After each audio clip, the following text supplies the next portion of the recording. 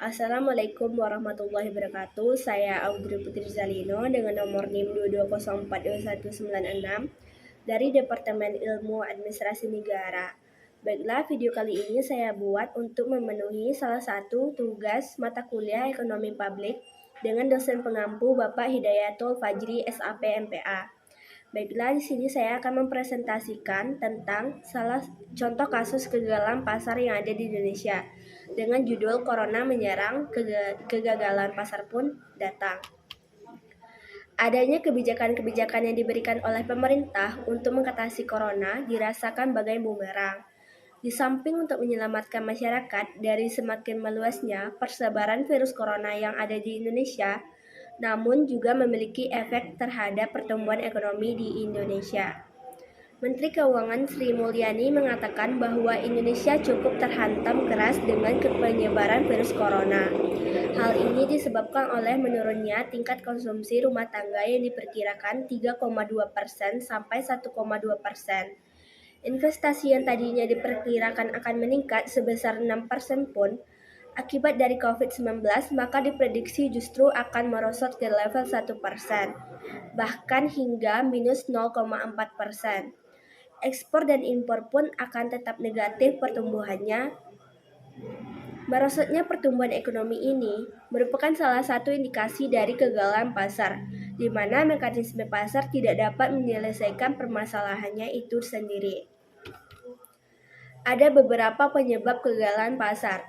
Kegagalan pasar terjadi karena ada permintaan atau demand, namun tidak adanya supply dapat memenuhi permintaan yang ada, dan sebaliknya. Kegagalan pasar dapat disebabkan oleh beberapa hal, yaitu adanya monopoli atau monopsoni, adanya eksternalitas positif maupun negatif, faktor domestik yang tidak sempurna, kegagalan pemerintah, resesi, krisis, inflasi, pengangguran, distribusi pendapatan, dan barang publik. Ada beberapa kegagalan pasar selama COVID yang terjadi di Indonesia. Yang pertama dari sektor kesehatan, di mana pemerintah masih belum dapat memenuhi kebutuhan atas alat pelindung diri dan masker untuk tenaga medis. Yang kedua dari sektor transportasi, di mana transportasi yang merupakan barang publik harus dibatasi jam operasionalnya sehingga kurang memberikan manfaat bagi masyarakat luas. Yang ketiga dari sektor perdagangan, di mana terjadi inflasi atas beberapa bahan impor, terutama sembako yang mengalami inflasi. Misalnya seperti gula pasir yang mengalami inflasi cukup drastis hingga mencapai 8.000 per kilogram dari harga semula sebesar 13.000 per kilogram. Yang keempat dari sektor UMKM karena terdapat kebijakan restriksi atau pembatasan kegiatan ekonomi dan sosial karena social dan physical distancing, sehingga menurunkan daya beli masyarakat karena masyarakat lebih banyak menghabiskan waktu di rumah. Pada awal kasus pertama yang terjadi di Indonesia pun sudah terjadi krisis yang diakibatkan oleh panik buying.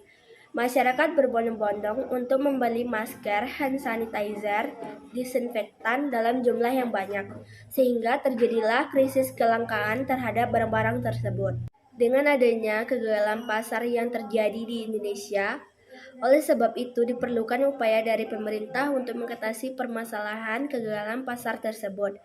Ada beberapa kebijakan yang sudah dilakukan oleh pemerintah untuk mengatasi kegagalan pasar tersebut. Di antaranya pemberian subsidi berupa sembako, menggratiskan tarif pembayaran listrik bagi masyarakat yang kurang mampu sebesar 450 volt dan 900 volt. Berikutnya, bekerja sama dengan Korea Selatan dalam menyediakan alat tes untuk corona, serta mengimpor APBD dan masker dari Cina untuk para tenaga medis yang menjadi garda terdepan dalam menangani corona. Ada contoh kasus kegagalan pasar yang lainnya yang dapat kita lihat pada kasus kenaikan harga minyak goreng di Indonesia, yaitu kegagalan pasar minyak goreng yang memicu keresahan sosial. Ada beberapa penyebab kenaikan harga minyak. Yang pertama, Menurut data Investingcom, harga CPO berada di level sebesar 2010 US dollar per ton pada Rabu 9 Maret 2022 di Bursa Komoditas Rotterdam. Harga tersebut diketahui menanjak sekitar 10,14% dari penutupan sebelumnya yang hanya sebesar 1.825 US dollar per ton. Yang kedua, terjadinya lonjakan harga minyak nabati dunia.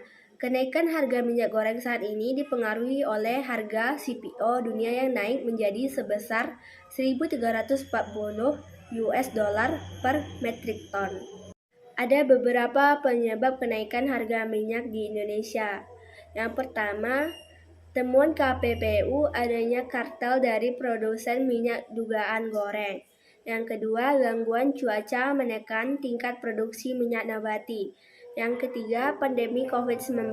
Akibat COVID-19, produksi CPO ikut menurun drastis, sehingga arus logistik juga ikut terganggu.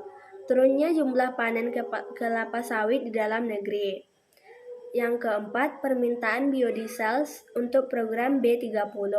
Pemerintah memiliki program B30 yakni mewajibkan percampuran 30% biodiesel dengan 70% bahan bakar minyak jenis solar.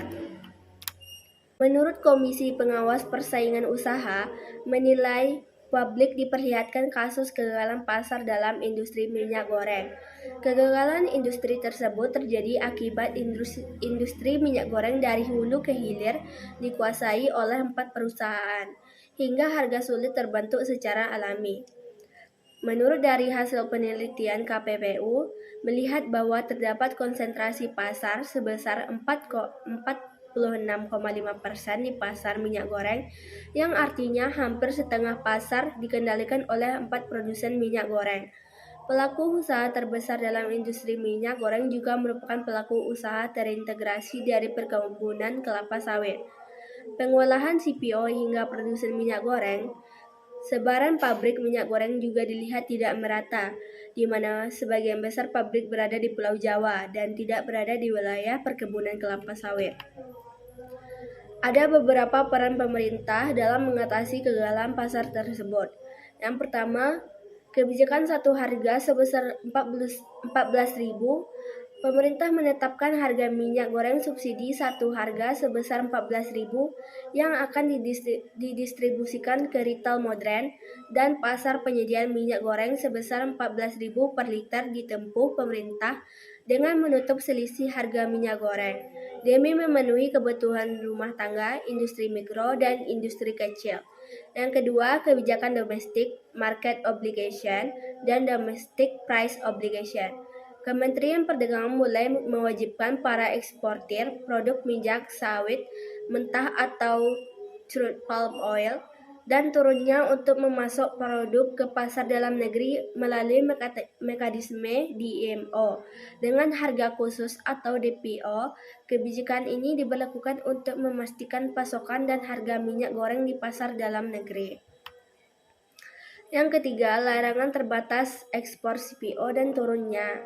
Kebijakan ini tertuang dalam Peraturan Menteri Perdagangan Nomor 2 Tahun 2022 tentang perubahan atas Permendag Nomor 19 Tahun 2021 tentang kebijakan pengaturan ekspor. Dalam poin 18 lampiran 1 bilet ini, bahwa 9 kode HS produk dalam kategori CPO, RBD, palm oil, dan minyak jelantah harus mengantongi persetujuan ekspor untuk pengajuan permohonan peruatan barang untuk ekspor. Yang keempat, harga eceran tertinggi terbaru pemerintah menyesuaikan HAT minyak goreng mulai berlaku 1 Februari 2022 termasuk PPN yang meliputi yang pertama curah sebesar 11.500, yang kedua sederhana sebesar 13.500, yang ketiga premium sebesar 14.000. Selama masa transisi tersebut, kebijakan minyak goreng satu harga sebesar 14.000 per liter tetap berlaku dengan mempertimbangkan waktu kepada produsen dan pedagang melakukan penyesuaian. Baiklah, itulah beberapa contoh kasus kegagalan pasar yang terjadi di Indonesia.